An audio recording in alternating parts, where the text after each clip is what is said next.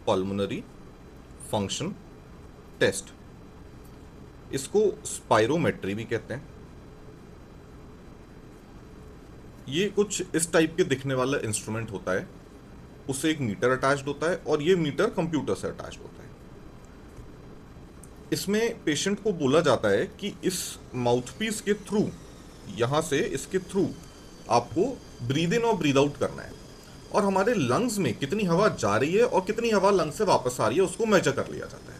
अब एग्जांपल के तौर पे अगर हमारा एक सांस में टाइडल वॉल्यूम, मान लीजिए टाइडल वॉल्यूम में हम लोग 500 ml एयर अंदर हम लोग ले लेते हैं अपने लंग्स में। किसी पेशेंट का हमें अगर लंग्स का पल्मोनरी फंक्शन, लंग्स के फंक्शन का टेस्ट करना है तो हम ये मेजर करेंगे। अगर 80% ऑफ नॉर्मल वैल्यू आता है, मान लो ये 400 ml आता है, तो हम बोलेंगे ठीक है आपका अभी तक नॉर्मल रेंज में है। लेकिन अगर किसी का ये 350 ml आ जाता है, मतलब उसके लंग्स में जो सांस लेने की क्षमता है वो कम हो गई है। अब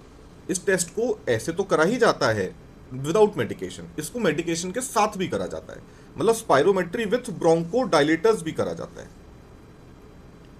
तो विथ ब्रोंको डायलेटर में पहले स्पायरोमेट्री कर लेंगे, मान लो 350 उसमें आ गया टाइडल वॉल्यूम, फिर इसको ब्रोंको डायलेटर देंगे और फिर रिपीट करेंगे दोबारा स्पायरोमेट्री, मतलब यहीं पे पेशेंट को बिठा के रखेंगे जहां पे इन्वेस्टिगेशन हो रहे हैं।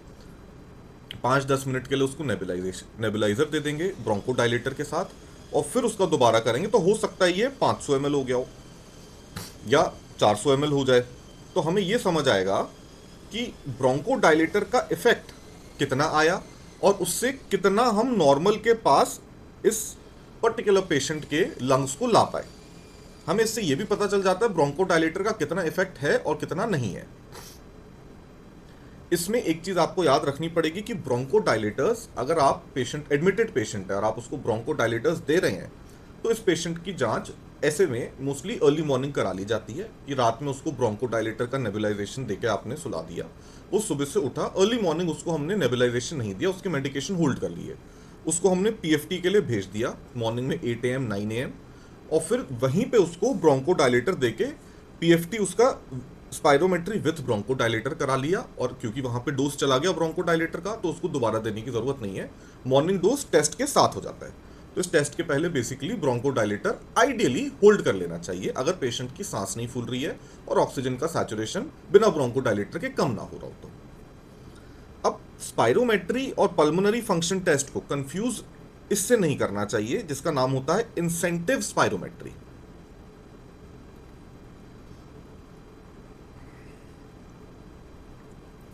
वो एक जांच है और ये एक एक्सरसाइज करने का तरीका है जो कि हम पेशेंट्स को बेड साइड दे देते हैं। उसमें जैसे सांस इस मशीन के अंदर भी थ्रो करना है, अंदर भी एक्सहेल करना है, अंदर भी फेंकना है, और इससे सक करके सांस हमें अपने अंदर भी लेना है, मतलब सक करके सांस लेंगे भी और इसमें छोड़ेंगे भी। इस इंसेंटिव स्पायरोमेट्री में बस एक ही चीज करनी होती है, इसमें सांस हमें, इसके थ्रू सांस हमें लेना होता है, सक करके इसके थ्रू सांस लेना होता है। यहां पे हमारा माउथ रहता है, पेशेंट का माउथ यहां पे रहता है, ये मान लीजिए पेशेंट है, और ये सक करके सांस यहां से अंदर लेगा ताकि ये लंग्स को जितनी भी सांस ले इसके थ्रू इन्फ्लेट कर पाए।